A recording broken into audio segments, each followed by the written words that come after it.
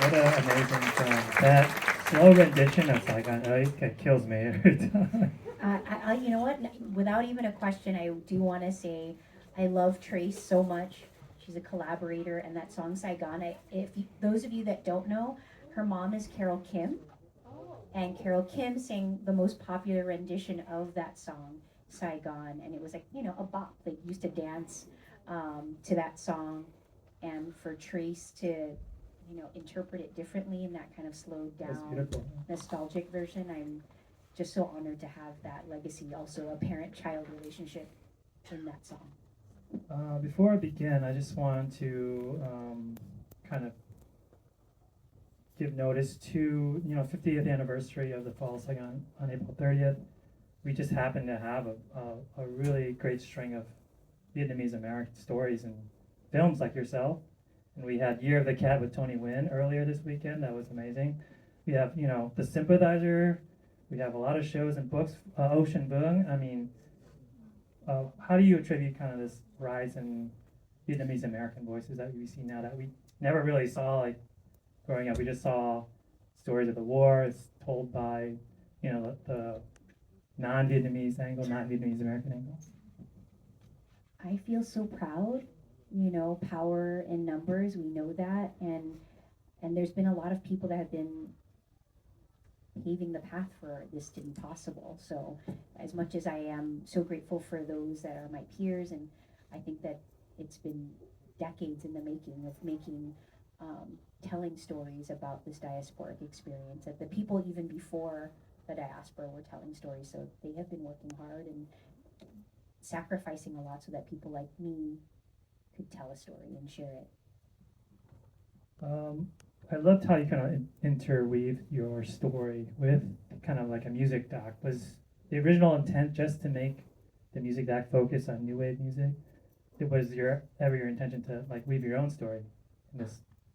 Yes, I get asked that often, and I always reply back like it took 6 years. Of course, there was another intention, and I I think that had I finished the film at year three, I would have been totally satisfied with that first version. And the first version, I think a lot in the audience probably would have really liked it. It was a Greek chorus, all the folks from the music industry. I interviewed more than 4 dozen people, fans, pop stars, um, record label owners, producers, and it was just kind of everybody talking about the music and the necessity for community, and then kind of a quick where are they now, to celebrate what happened. And I think that that story definitely has value, but I think that as my daughter was growing up alongside the film, I um, just I was changing as a person, and the people around me making the film noticed these changes and how I was interacting with the film and the history. And so I think, yeah, there were a lot of components to this that helped shift the direction of the narrative. You said this film took 6 years. What was that journey like? The challenges. I know COVID wasn't easy on that. So can you Yeah. tell us about how you came this film came to be? Well, COVID 19 was really traumatic for me, Mm-hmm. probably for everybody in this room. Um, also when I started this film, I would like to add that it was kind of just a hobby. I am a filmmaker, like a working producer, but in that moment, I was furloughed from my job. I was working for a prominent, documentary filmmaker, and when I was furloughed, I was like, well, I'm going to go all in on this film, and I got my first grant in that time, in March of 2020, furloughed in April 2020, and then I launched the Instagram page. I was like, well, I just started filming. How could the whole world just shut down this way? And but it became something where it was an act of community filmmaking. I was like, well, I know I can do the research now.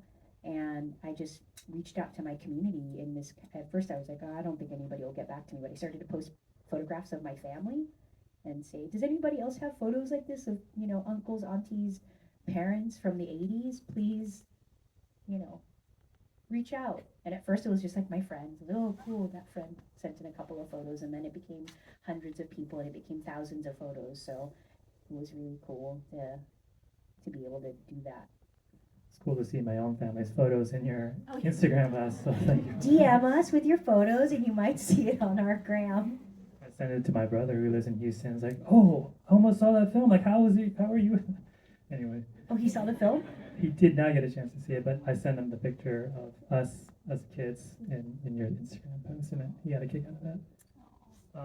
You said you were a producer for a while, and when I was looking at your IMDb, you worked on a film called Dirty Hands, The Life and Crime of David Cho, which was one of the first films that I saw in the Asian American Showcase, and ever since they stole me and made me a volunteer, and here I am now. So I don't know if I'm aging you and myself, but that was way back in 2009. I mean, I aged myself by putting the film up there. You all know how old I am. There's just do some simple math.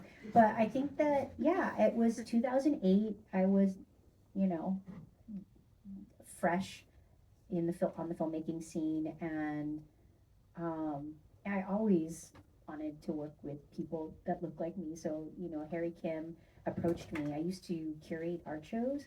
I didn't know what I was doing. I was just out of school, out of college for a little bit, but I was putting together these art shows, and I guess in his eyes, he was like, "These are so successful."